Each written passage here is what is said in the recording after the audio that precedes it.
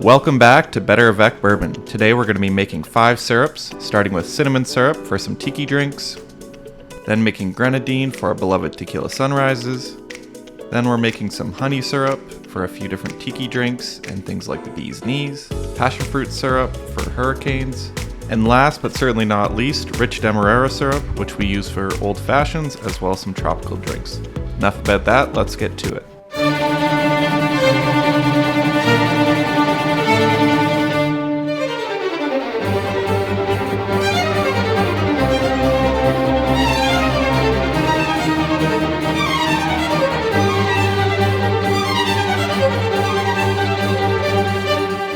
Diving right in, let's make cinnamon syrup. You'll need water, sugar, and some cinnamon sticks. About 3 3-inch or 1.5 6-inch should work. Cinnamon syrup is just rich simple syrup where you've included cinnamon sticks from the beginning and also allowed to rest 12 hours overnight. Rich simple syrup is the base, so you're going to want 2 parts sugar to 1 part water. So since we only want 1 cup cinnamon syrup, I'm only measuring about a half cup of water and will later be adding 1 cup of sugar. Start by adding your water to the pot. Then go ahead and grab your lid and cover and start boiling the water because you've momentarily forgotten to add your cinnamon sticks. Then when it's almost come to a boil, add your cinnamon sticks, about 3 3-inch ones or 1.5 6-inch ones. Once your pot is full on boiling, remove the lid, add your 1 cup of sugar you've pre-measured, and begin whisking immediately. It might take a minute or 2 to whisk it all in, but you'll know once you see no more granulated sugar at the bottom. Once your sugar is fully dissolved, remove the whisk and remove the pot from the heat. Allow it to stand overnight, or at least 12 hours, unless you find the cinnamon a little too overpowering, and then feel free to strain it sooner. So cover your pot and let it rest overnight. And then once it's ready, go ahead and grab a mason jar or some sort of container, a sieve, and begin pouring your syrup through, ensuring that you don't get any bits of cinnamon in the final product. Now the syrup is pretty thick, so it could take some time for it to find itself all the way through. Once you fully strain the syrup, ditch the pot, ditch the sieve, and grab your mason jar lid and fasten it. And there you have it, cinnamon syrup. Next, let's make some grenadine. So you're going to need a freshly cleaned pot, pomegranate juice like POM or something that's more natural juice, and white sugar. Now this is a 1-to-1 recipe, so start off by measuring 1 cup of pomegranate juice, and then adding it to your pot. Then go ahead and place your lid on the pot and bring that pomegranate juice to a boil. Once your juice is bubbling like lava, go ahead and remove that lid and pour in your pre-measured 1 cup of sugar. Once you've fully added your sugar, go ahead and grab your whisk again or begin stirring the sugar until dissolved. Last thing you want is a grainy grenadine. Once dissolved, remove your spoon and remove the grenadine from the heat. Allow it to sit for, again, probably about 30 minutes. Once cooled, grab another mason jar or something like a swing top bottle, a funnel, and begin pouring your grenadine in slowly. Remember that because this is a 1-to-1 recipe, it's a lot runnier, so therefore it's a lot easier to spill. So just pour slowly and carefully. And that's it. That's your easy homemade grenadine.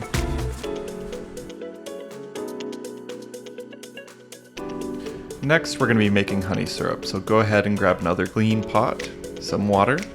This video is not sponsored by Brita, but I do recommend some filtered or at least clean water, and some honey. Today I'm going to be making 1-to-1 honey syrup, but some people make it as high as 3-to-1 honey to water. It's really up to you on how rich you want the honey to be and how viscous, but ultimately you just want it to be a little bit more runny so it's more manageable in cocktails. Once the honey is added, cover and wait till it starts bubbling on about medium-high heat.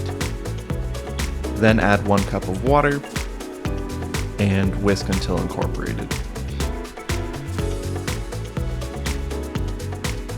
As I mentioned before, my primary use for this honey syrup will be Tiki cocktails, but you can also use it for classics like the Bee's Knees, which I have an under 60 seconds short that covers how to make it here on YouTube. Once you've fully incorporated the honey, as well as let it cool for, and again, probably about 20-30 minutes, grab a mason jar and go ahead and pour that in. Again, this is a runny one, so just be careful not to spill it.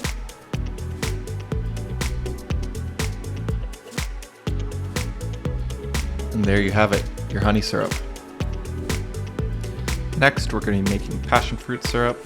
So another clean pot, some water, and sugar to start. With passion fruit syrup, similar to the cinnamon syrup, your base is going to be rich simple syrup.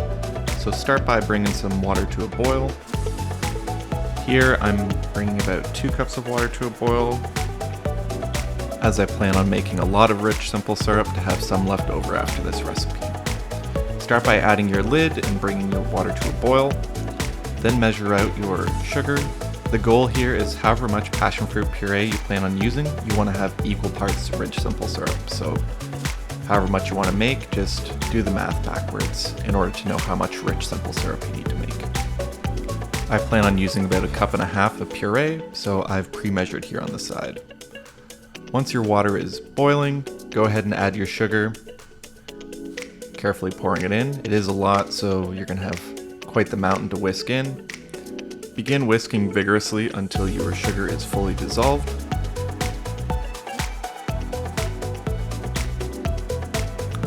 Once you've incorporated all the grains, go ahead and remove your whisk, and then remove the pot from the heat. Allow the syrup to sit for probably about 10-15 minutes. It's less critical here that it cools down for, say, a full 30, because you are going to be adding it to your passion fruit puree, which is likely already a little cool from being refrigerated.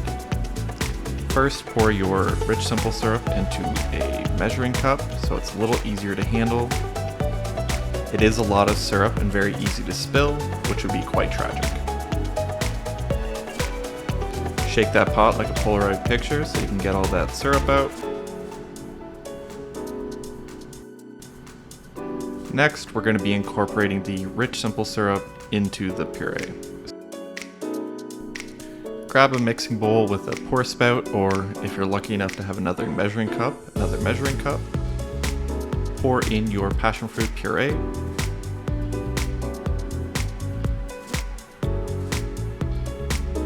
Next, in my case, grab your large measuring cup with rich simple syrup. Debate whether you can pour it directly into the bowl comfortably and eyeball 1.5 cups, or use your 2 cup that happens to be right there that you use for the passion fruit syrup and measure out 1.5 cups.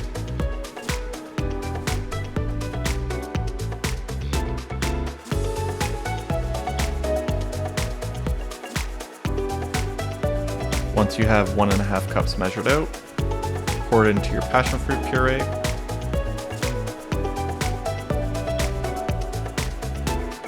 Get rid of your 2 cup measuring cup. Then you're going to grab yourself a whisk and begin whisking the puree and rich simple syrup together well until incorporated.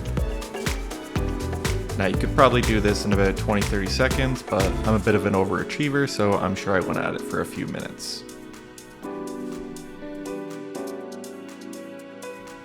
Once everything is well incorporated, go ahead and remove your whisk. Remove your whisk.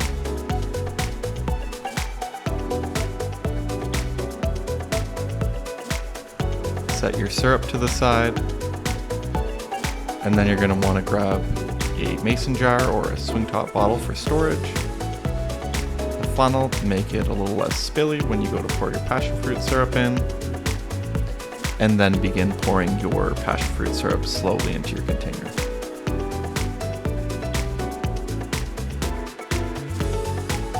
Look at that beautiful, vibrant color.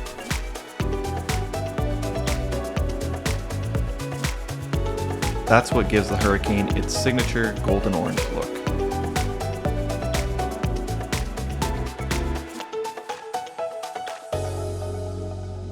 Once you've filled your container with the passion fruit syrup, go ahead and remove your funnel and just take a moment to appreciate your beautiful passion fruit syrup. Once you've marveled at it and figured out how many hurricanes you're going to make with it, cover the syrup and store it in the fridge.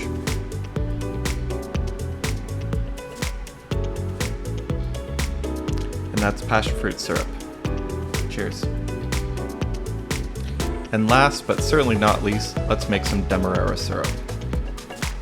You'll need a pot, water, mason jar, and some Demerara sugar.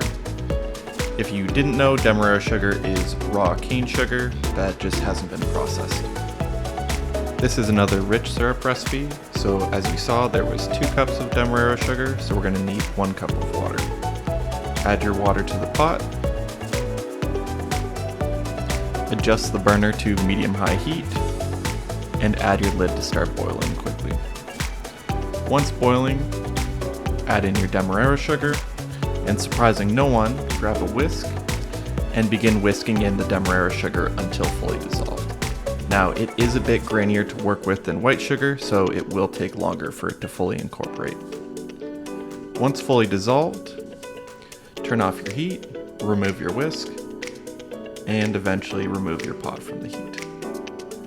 After allowing to sit for 20-30 minutes, pour your Demerara syrup into a measuring cup so it's a little easier to work with. And then from the measuring cup into your jar. You could use a funnel here, but sometimes you gotta risk it for the biscuit.